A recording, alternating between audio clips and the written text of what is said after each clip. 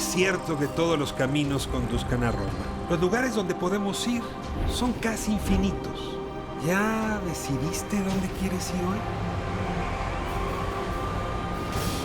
Piénsatelo bien para no equivocarte. Toma en cuenta que el tablero de ajedrez ha cambiado. Hoy el rey se ha enterado que va desnudo. Y cuando el poderoso lo olvida, la verdad se encarga de desnudarlo. Hay que tener talento para pensar fuera de la caja, para combatir los prejuicios, los ajenos, pero sobre todo los propios. Cada quien posee una pieza única del rompecabezas. Por eso intentamos dialogar, para armarlo juntos. La palabra nos libera y la conversación nos empareja. Aquí no hay lugar común. Hoy no hay lugar común. Invita a Mariana Palova. Me da muchísimo gusto que nos acompañe. Escritora, artista visual. Nos viene a contar pues ya del tercer volumen de una obra que ha tenido bastante éxito. Deja de comenzar primero con el apellido, Palova. ¿De dónde viene Palova? Es un seudónimo. O sea, no es ruso, no es polaco. No, yo soy de Jalisco. Lo más europeo que tengo es descendencia francesa, pero eso es todo, ¿no? Entonces sí, Palova es un seudónimo. ¿Y de dónde salió? Mi sobrina no podía decir ni Paola ni Pavlova, entonces me decía Palova y entonces de ahí me empezaron a decir Palova todo el tiempo y ahora es mi seudónimo. ¿Y te sientes cómoda en ese nombre? Sí, porque la gente me encuentra más fácil en Google. Ah, mira. Sí, es mucho más sencillo. Tienes a lo largo de tu carrera, digamos, como creadora, como creativa, distintas facetas. Hay que comenzar con la de artista visual, Sí. que es la que te estrenó, entiendo, ya 15 años atrás. Sí, más o menos. He tenido una trayectoria larga. Empecé como a los 15 años como artista visual. Siempre he tenido una inquietud por las artes plásticas, el surrealismo, el terror. Soy una gran fan del terror. Entonces, a los 15 años empecé a experimentar con la pintura tradicional y digital. Y a partir de entonces fue una década, desde mis 15 hasta mis 25, que me dediqué al arte. Ana, cuando yo pienso en surrealismo y pienso en lo que las mujeres aportaron en esa dirección, inmediatamente me viene ahora acá una gran exposición de Remedios Varo, de Leonora Carrington. ¿Son influencias que te dieron, que te tocaron en su momento? ¿O qué tipo de surrealismo o qué referentes surrealistas son los que más te llaman la atención? Bueno, el surrealismo, digamos que es polémico utilizarlo porque es más una corriente que ocurrió pues, en determinadas décadas, ¿no? Pero siento que tanto Leonora Carrington como Remedios Varo y yo tenemos una fuente de inspiración común, que es el esoterismo y la magia y diferentes tipos de ocultismo. Es algo que se puede ver en sus obras y las mías también. Desde los 15 años siempre me han interesado mucho estos temas por cuestiones antropológicas y culturales, ¿no? No practico magia, ni hago amarres, ni nada de ese tipo de cosas, pero a nivel cultural me parece muy interesante, me parece una fuente inagotable de inspiración, entonces de ahí viene. Ahora déjame seguir en esa lógica. La idea de que habría fuerzas que nos trascienden, que no entendemos y que se pueden reflejar en el arte. No sé, pienso en Remedios Vara, justamente, que pensaba que uno podía, con la música, mover ladrillos y construir torres. ¿Te acuerdas de esa pintura sí, que claro, es formidable? por supuesto. ¿A esa energía, magia, es a la que te estás refiriendo? Sí, claro, porque, por ejemplo, como decía Aleister Crowley, la magia es el poder mover la voluntad de otras personas. Entonces, creo que el arte y la literatura es la forma más vívida de mover la voluntad de otras personas, ya sea sus sentimientos o sus acciones o de forma política. Entonces, creo que no hay magia más real que la que se puede transmitir en las artes. Ahora, sí hay distintas magias, ¿no? Sí, voy a decir el lugar común, está la magia del cine. Es una forma de conmover conciencias, ¿no? Exacto. La música, ¿no? En efecto, podría construir murallas. Claro. Y tú has pasado de la magia del arte visual, ¿no? Sí. A la de las letras. Te ruego un poco que me digas cómo fue ese pasaje y con cuál te sientes más cómoda o con ambas. Fue tormentoso. La razón por la cual yo dejé de hacer arte es por cuestiones de salud mental. Cuando cumplí 25 años, tuve una etapa muy difícil en mi vida que de repente toda esta proyección que yo tenía como artista dejó de existir. Yo por problemas de salud mental ya no podía hacer obra, ya no podía pintar, ya no podía hacer absolutamente nada. ¿Estabas deprimida? Sí, por cuestiones familiares fue una época muy difícil. Entonces, pues yo tenía proyectado desde los 15 años que yo me iba a morir de hambre siendo artista, ¿no? Esa era mi cumbre, el ser artista toda mi vida, y de repente ya no podía hacer nada de eso. Entonces mi ¿Pero qué quiere desesperación... decir? ¿Te paralizaste? Sí, ya no, el arte ya no significa nada para mí. Es como cuando pintaba, dibujaba y ya no sentía nada, nada. O sea, es como cuando escuchas tu álbum de música favorito y no sientes nada. O sea, Tan joven. sí, sí, fue difícil. Pasamos por cosas complicadas en ¿Cuán esa época. largo fue ese trayecto? Como unos 2 años, más o menos. 2 años sin hacer exposiciones, sin hacer obras. Y pues mi única salvación pues fue la literatura. Hay una frase a mí que me gusta mucho de Chateaubriand, este escritor francés, que dice que en esta vida existe la reencarnación. ¿Quién sabe si en otras? Pero en esta uno reencarna. ¿Reencarnaste? Creo que volví a nacer como una persona casi diferente. ¿Qué se quedó de la Mariana anterior y qué te trajiste a esta vida? Me siguió el esoterismo y la mitología. Creo que eso se traspoló de mi obra artística. Lo que ya no podía hacer con pintura, ahora se mueve en mis libros, en lo literario. Entonces ha sido una alquimia en ese sentido. ¿Y qué dejaste atrás para siempre?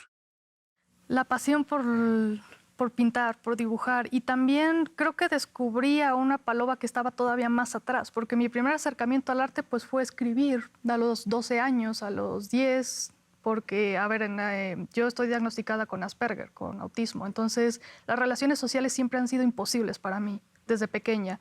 Y pues sufrí mucho acoso escolar y este tipo de cosas. Las personas neurodivergentes solemos tener mucho historial de bullying en la escuela. Entonces, a los 10, 11 años, pues mi refugio era la biblioteca de la escuela, porque yo sabía que ahí nadie me podía hacer daño. Entonces, los libros y escribir historias fue mi primer pase para autoterapiarme en esto, ¿no? Y lo volvió a hacer a esta edad. Entonces, la literatura fue un regreso a eso. ¿A qué edad estuviste consciente de esa neurodivergencia? Fui diagnosticada hace 6 meses.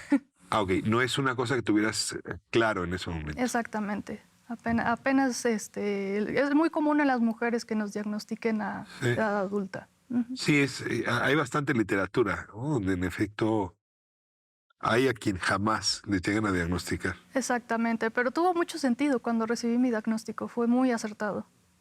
Ahora, la creación literaria arranca con este libro, La Nación de las Bestias. Sí. A ver, cuéntame la gestación de ese libro, porque es un libro que además tú autopublicaste, luego ya una editorial de estas que están en todas las librerías se hizo cargo de lanzar el libro, pero tú que hacer un acto de mucha voluntad, dar el paso, escribirla y publicarla. ¿De dónde viene esta historia? ¿Cómo te ayuda a la reinvención esta historia? Fue un acto de desesperación, fue una catarsis, porque el libro tiene casi 500 páginas y lo escribí en 3 meses. Fue un acto de desesperación. Todo lo que aprendí sobre mitología y antropología y esoterismo durante mis 10 años como artista se volcó en La Nación de las Bestias. Es una saga de fantasía y terror que está como dirigida a jóvenes adultos, pero a ver, tengo lectores desde 10 años que no deberían de estar leyendo los libros, pero también tengo lectores de 80 años, entonces abarca un público muy amplio. Entonces, todo lo que yo no encontré en la literatura que se publicaba en aquellos tiempos, que nunca me llenó de satisfacción, lo traspolé a esta historia.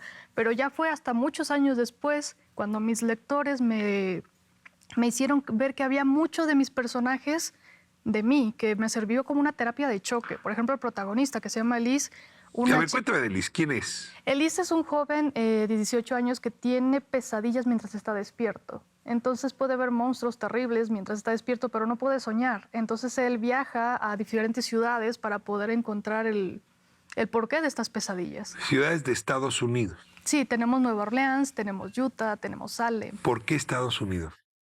Para empezar, Nueva Orleans, porque tengo pues, mi descendencia francesa y es una ciudad criolla, es una ciudad indígena, española, francesa. Entonces como que siento una conexión en esta historia. Y también, aunque a mucha gente no le guste, aunque a muchos de nuestros vecinos no les guste, Estados Unidos es un país construido por migrantes. Entonces, en una misma cuadra te puedes encontrar a alguien de Latinoamérica, alguien de Asia y alguien de cualquier parte del mundo.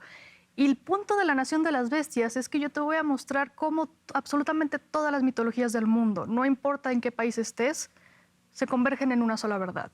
Y entonces en esta historia me permite explorar diferentes tipos de magia de diferentes culturas de muchas partes del mundo. Entonces ese es el punto por el cual era un escenario que necesitaba. ¿Esa magia le permite conjurar las pesadillas? Es mucho más complejo que eso, porque cada uno de los volúmenes de La Nación de las Bestias te explora un tipo de magia diferente. Por ejemplo, en el primero, como estamos en Nueva Orleans, hablamos sobre el vudú. Te explico cómo el vudú se conecta con las leyendas indígenas y con toda la mitología del mundo. En el segundo libro vemos sobre la alquimia, cómo se conecta la alquimia con el vudú, con leyendas de todo el mundo. Y en el tercero exploramos el tema de los grimorios renacentistas y del pánico de brujas de hace 4 siglos. Y te explico cómo todo eso se conecta con el vudú, la alquimia y las leyendas indígenas. Entonces es un multiuniverso que se conecta en una sola cosa. Tienes ya 3 volúmenes de La Nación de las Bestias. ¿Qué sigue? ¿El cuarto volumen El o cuarto y la explorar otra? conclusión. Ya estás en esto. Sí, ya es la conclusión. Ya es la conclusión. Y ya me dijiste cuáles son como las 3 prácticas espirituales, en fin. ¿Cuál es la cuarta? Es el origen de todo.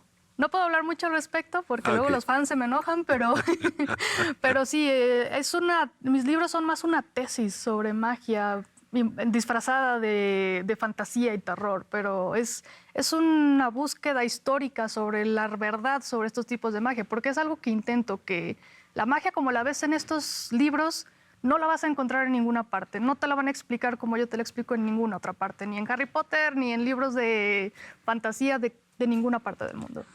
Para cerrar, déjame ahora preguntarte, ¿en qué medida estos libros, estos personajes, esta exploración, te devolvió las ganas de sentir que pudiste haber perdido a los 20 y tantos como artista visual? La literatura es mi terapia de choque. Yo no disfruto escribir. Escribir para mí es muy doloroso, es muy difícil porque soy muy autoexigente, pero cada vez que termino un libro termino más sana de lo que empecé. Entonces, por ejemplo, Liz se ve que tiene depresión clínica. Tú lees el libro y ves todas las características de una persona deprimida, que fue lo que yo sentí. Otro de los personajes es acumulador, porque no está tan solo que tiene que aferrarse a las cosas materiales. Y todo eso fueron etapas de mi vida que yo fui sanando y por eso los lectores se han identificado tanto con los personajes.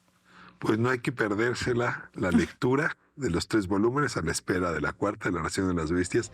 Y no sabes cómo te agradezco que estés aquí con este nivel de sinceridad que ayuda a que se vayan los lugares comunes. Muchas gracias por el espacio. Y no tienes ninguno. Gracias a ti. Nos encontramos próximo sábado, 10 de la noche, ADN 40. Aquí no hay lugar común.